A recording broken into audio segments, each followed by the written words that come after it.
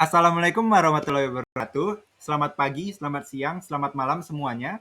Pertama-tama saya ingin mengucapkan terima kasih kepada dosen kami yaitu Ibu Isani Mazelvi yang mengampu mata kuliah Sistem Informasi Akuntansi. Yang di mana di ujian tengah semester ini kami akan mempresentasikan proyek kami yaitu UKM Marapi Klasik dan Custom.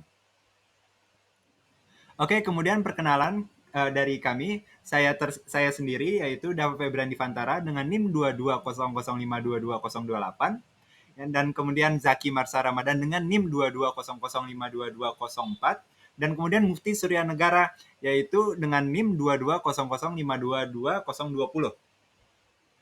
Baik, kita akan memperkenalkan UKM kami. UKM kami adalah UKM Marapi Klasik dan Custom, yang merupakan usaha yang bergerak di bidang jasa yang memodifikasi motor-motor dari pelanggan, sesuai dengan keinginan dari pelanggan itu tersendiri. Namun, usaha ini juga menyediakan berbagai bentuk model untuk memodifikasi motor. Dengan tim yang terampil dan berpengalaman, UKM Marapi Klasik dan Custom mengkhususkan dirinya dalam memulihkan kejayaan sepeda motor klasik, serta menciptakan karya-karya yang unik, memadukan keahlian mekanik, desain, dan seni. Ada beberapa produk yang akan kami bahas hari ini dari bengkel Merapi Klasik dan Custom. Namun kita akan membahas secara mendalam yaitu hanya 3 produk. Yang pertama Vespa, kemudian Chopper, dan kemudian Cafe Racer.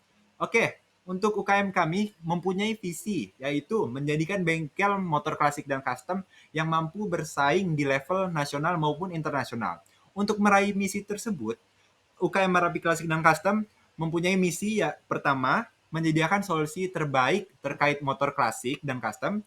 Kedua, membangun teamwork yang terbaik untuk meningkatkan layanan.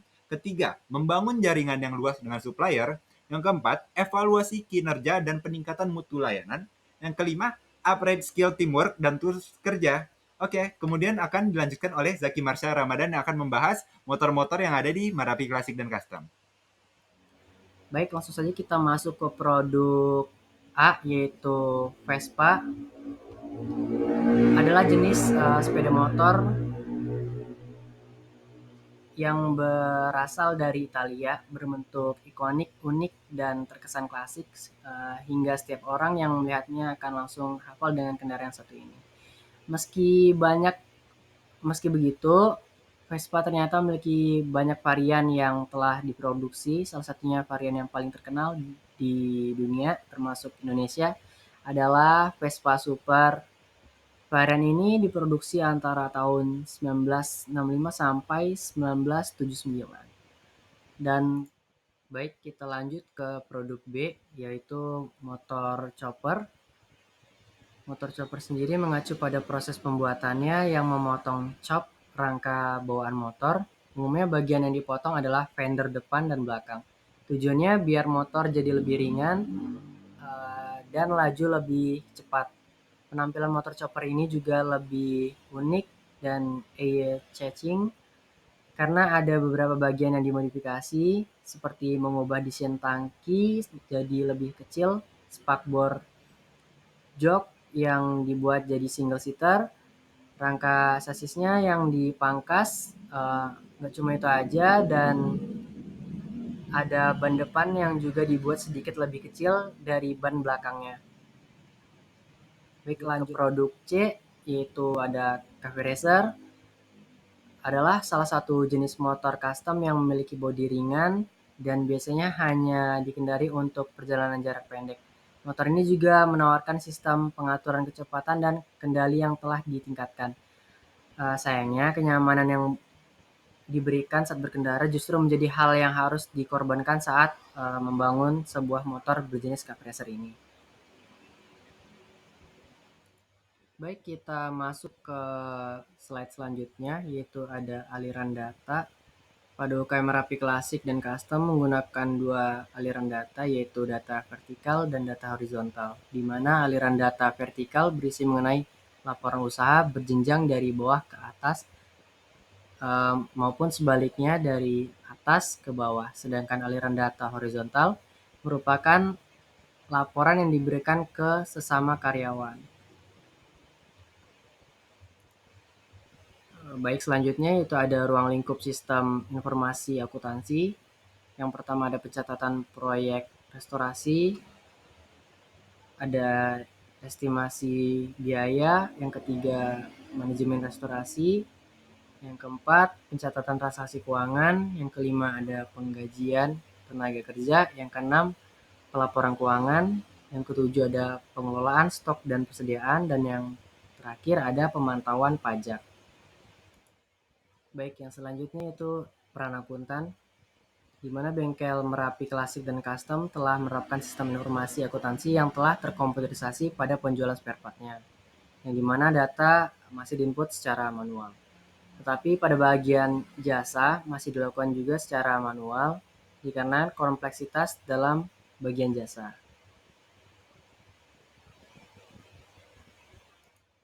Baik, di sini pun juga peranan seorang owner sebagai akuntan dalam usahanya, yakni yang pertama pencatatan, yang kedua yaitu ada penyusunan laporan keuangan, yang ketiga perencanaan anggaran, yang keempat analisis keuangan, yang kelima yaitu melakukan manajemen kas, dan yang terakhir pemantauan kinerja keuangan. Model umum untuk UKM Merapi Klasik dan Custom. Untuk hubungannya dengan vendor, UKM Merapi Klasik Custom memesan bahan mentah atau spare part. Kemudian vendor mengirim pesanan beserta faktur pembeliannya. Kemudian sistem dari Merapi Klasik dan Custom akan melakukan pembayaran atas pembelian.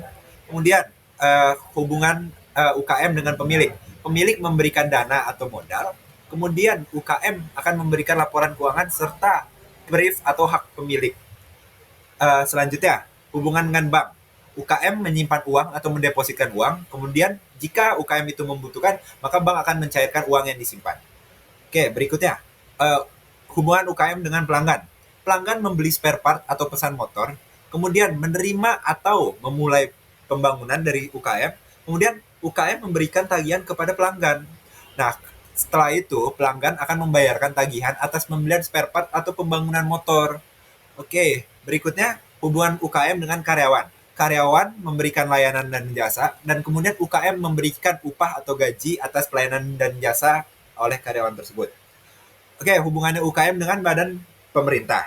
Pemerintah membuat regulasi atau mengatur regulasi dan aturan pajak, kemudian UKM akan mengikuti regulasi tersebut dan membayarkan pajak. Baik, untuk slide selanjutnya yaitu pengaruh usaha terhadap lingkungan.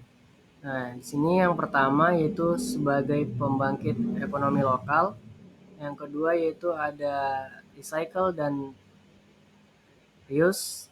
Bengkel ini secara tidak langsung menggunakan kembali bagian motor, spare part, mesin, dan sebagainya. Yang ketiga di sini ada kreativitas dan ekspresi seni, mendorong kreativitas dan ekspresi seni, menciptakan karya unik yang dapat menjadi inspirasi bagi orang lain. Dan yang terakhir yaitu pemberdayaan komunitas lokal, berkolaborasi dengan pemasok lokal, dan membeli suku cadang dari produsen lokal dapat memberdayakan ekonomi lokal juga. Dan di sini ada pengaruh lingkungan terhadap usaha. Yang pertama yaitu ada reputasi positif dan loyalitas pelanggan. Baik, untuk slide selanjutnya yaitu mengenai slide transaksi, di mana transaksi tersebut terbagi menjadi dua, transaksi finansial dan transaksi non-finansial. Untuk transaksi finansial tersendiri, yang pertama ada penjualan layanan, restorasi dan modifikasi. Yang kedua, pembelian suku cadang. Yang ketiga ada pembayaran gaji dan upah pembayaran pajak. Yang keempat ada pembayaran utang. Dan yang kelima ada penerimaan pembayaran. Untuk transaksi non-finansial, yang pertama itu ada pemesanan suku cadang, yang kedua ada pendaftaran proyek, yang ketiga ada pemeliharaan peralatan, yang keempat ada kegiatan promosi dan pemasaran, yang kelima ada pemantauan persediaan, dan yang terakhir ada pelatihan karyawan. Diagram konteks untuk operasional UKM Marapi dan Klasik. Terdapat 4 siklus, yaitu siklus pendapatan dari penjualan spare part, siklus produksi pendapatan dari pembangunan motor, kemudian ada siklus pengeluaran, dan yang terakhir adalah siklus pencatatan dan pelaporan. Oke, pertama-tama dari siklus pendapatan penjualan spare part. pertama-tama dimulai dari pelanggan yang melakukan permintaan atau pesanan terhadap suatu spare part via online maupun offline. Kemudian terdapat respon dari permintaan tersebut seperti ketersediaan stok atau meminta alamat dari pelanggan untuk online. Nah, kemudian dari UKM mengirimkan faktur atau permintaan atas pembayaran dan kemudian pelanggan melakukan pembayaran. Nah, yang kemudian ini si UKM mengirim spare part tersebut. Siklus produksi, pendapatan, atau pembangunan motor. Yang pertama-tama, pelanggan akan melakukan permintaan seperti memberikan spesifikasi motor yang ingin dibangun. Kemudian respon terhadap permintaannya itu adalah negosiasi harga terhadap spesifikasi motor yang diminta. Nah, kemudian dari UKM akan memberikan faktur seperti pembayaran pertama, kedua, dan ketiga. Nah, ketika pembayaran itu telah selesai dilakukan oleh pelanggan, maka dari UKM akan melakukan penyerahan motor. Oke, setelah siklus produksi dan siklus pendapatan, sekarang kita akan membahas siklus pengeluaran yang terdapat 3 interaksi bersama supplier, gudang, dan karyawan, ataupun gaji karyawan. Oke, dimulai dari UKM melakukan pemesanan atas pembelian. Kemudian supplier atau vendor akan memberikan faktur pembelian. Yang kemudian UKM akan melakukan pembayaran, yang dimana supplier mengirimkan barang tersebut ke gudang. Kemudian gudang akan memberikan data persediaan. Jika limitnya dari data persediaan tersebut sudah low, maka siklus yang tadi akan terulang kembali. Oke, berikutnya dari siklus pengeluaran terdapat bagian gaji karyawan. Yang pertama-tama, siklus UKM akan membayarkan gaji, yang kemudian karyawan akan memberikan jasa. Oke. Flowchart siklus penjualan spare part. Dimulai dari customer yang membuat informasi pesanan. Yang informasi pesanan ini diterima oleh owner. Yang terdapat dari pesanan ini terdapat 2 pesanan, yaitu online dan offline. Kita mulai dari offline terlebih dahulu. Pesanan offline diterima oleh bagian kasir yang menerima pembayaran pesanan secara langsung dan kemudian membuat faktur penjualan yang disimpan ke database komputer dan memberikan barang yang dipesan, dan barang diterima oleh customer. Oke, berikutnya bagian online. Pesanan offline diterima via online yang kemudian owner membuat permintaan pembayaran pesanan. Yang dimana permintaan pembayaran pesanan ini diberikan kepada customer secara online atau melalui sistem yang melakukan pembayaran via online. Yang dimana customer memberikan bukti pembayarannya dan ketika owner menerima bukti pembayaran tersebut, owner akan melakukan pengemasan dan mengirimkan barang. Dan barang yang telah dikemas akan dalam perjalanan, kemudian customer menerima dan mengecek barang, dan kemudian barang pun diterima. Selesai. Oke, siklus pendapatan flowchart untuk pendapatan jasa atau produksi pendapatan. Pertama-tama dimulai dari customer. Customer membuat informasi pesanan. Kemudian informasi pesanan ini dikonsultasikan bersama owner. Ketika desain motornya sudah disepakati setelah konsultasi, maka owner membuat estimasi harga. Yang dimana estimasi harga ini, customer membuat keputusan di mana ia akan lanjut untuk membangun motor di bengkel itu atau tidak. Jika iya, maka ia akan melakukan pembayaran yang berupa uang muka. Kemudian uang muka ini owner membuat nota pembayaran, yang dimana nota pembayaran ini yang pertama disimpan untuk owner, yang kedua diberikan untuk si customer, yang ketiga untuk membuat rencana kerja. Jika rencana kerja sudah terbuat, maka rencana kerja ini akan diberikan kepada seorang mekanik yang akan memulai pembangunan tahap awal. Setelah pembangunan tahap awal selesai untuk motor tersebut, maka mekanik membuat laporan pembangunan tahap awal, yang kemudian laporan tahap pembangunan awal ini, owner setelah menerima laporan itu, ia akan membuat nota pembayaran kedua. Kemudian setelah nota pembayaran kedua, permintaan pembayaran tahap 2. Kemudian customer membayarkan atau melakukan pembayaran tahap kedua tersebut, yang kemudian uang pembayarannya ini owner membuat nota pembayaran atau hasil atau bukti pembayarannya, yang lagi-lagi yang pertama untuk si owner, yang kedua untuk si customer, yang ketiga untuk menjadi konfirmasi untuk seorang mekanik melanjutkan tahap kedua pembangunan. Setelah itu mekanik memulai pembangunan tahap kedua. Kemudian setelah laporan mekanik telah selesai, maka laporan pembangunan tahap 2, yang kemudian laporan pembangunan tahap 2 ini akan diberikan kepada si owner yang akan menentukan HPP terbarunya atau harga pokok produksi terbaru dari motor tersebut. yang kemudian owner membuat nota pembayaran terakhir. Kemudian diberikan kepada si customer yang akan melakukan pembayaran tahap terakhir tersebut, yang dimana uangnya akan diberikan kepada owner. Jika semuanya telah lunas, maka si owner akan melakukan penyerahan motor beserta nota lunasnya. Oke. Oke, kan kita sudah membahas bagian pendapatan dan manufaktur ya.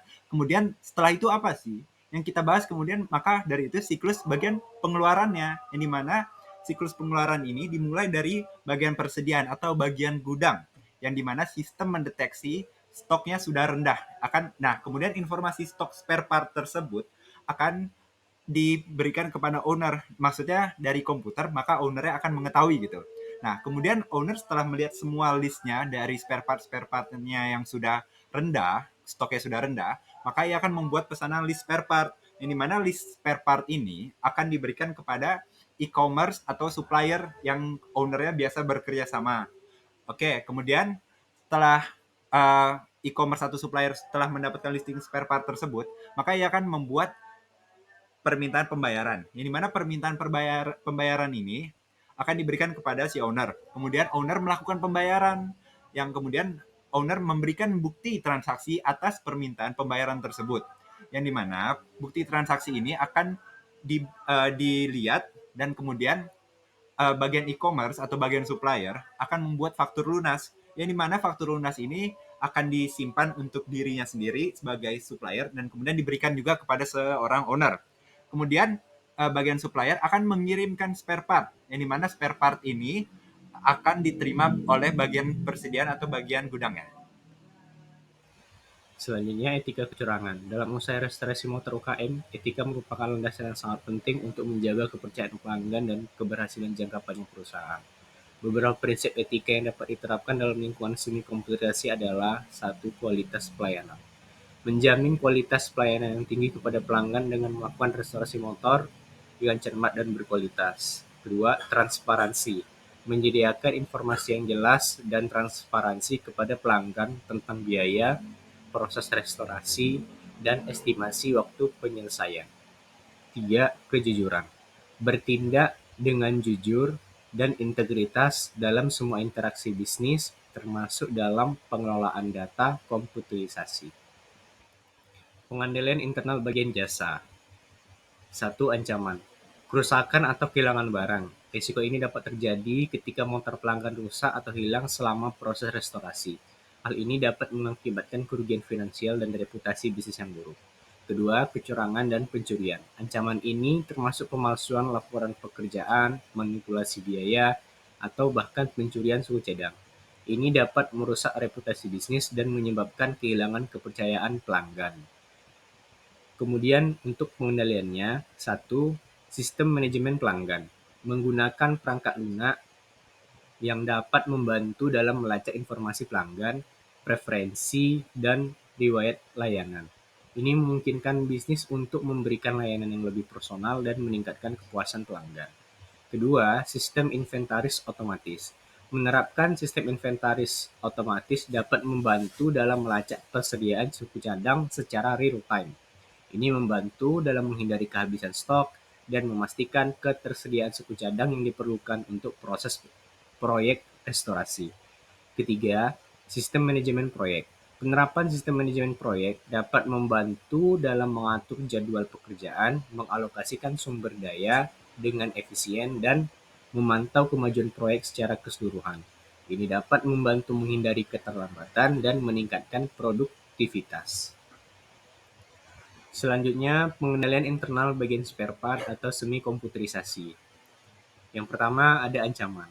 Ancaman kecurangan dalam lingkungan semi komputerisasi bisa datang dari berbagai sumber, termasuk penyalahgunaan sistem komputer, manipulasi data, atau ketidakpatuhan terhadap prosedur yang ditetapkan. Beberapa kecurangan yang mungkin terjadi dalam usaha restorasi motor berikut. 1. Pemalsuan laporan pekerjaan, di mana memasukkan laporan pekerjaan atau catatan transaksi dalam sistem komputer untuk menghindari tanggung jawab atau memperoleh keuntungan yang secara tidak sah. Kedua, manipulasi biaya. Mengubah biaya yang seharusnya dibebankan kepada pelanggan dalam sistem komputer untuk mendapatkan keuntungan yang lebih besar. Ketiga, penyalahgunaan data pelanggan, di mana menggunakan data pelanggan yang tersimpan dalam sistem komputer untuk kepentingan yang tidak sah, seperti pemasaran spam atau akses yang tidak sah. Lalu selanjutnya ada pengendalian, di mana penerapan pengendalian internal yang efektif sangat penting untuk mencegah dan mendeteksi kecurangan serta menjaga integritas operasional. Berikut beberapa pengendalian untuk usaha restorasi motor yang masih UKM atau masih UMKM. 1. Penggunaan kata sandi yang aman. Mengharuskan karyawan untuk menggunakan kata sandi yang kuat dan mengubahnya secara berkala untuk mencegah akses yang tidak sah ke sistem komputer. Kedua, pemantauan aktivitas sistem, di mana melakukan pemantauan rutin terhadap aktivitas sistem komputer untuk mendeteksi perilaku yang mencurigakan atau akses yang tidak sah.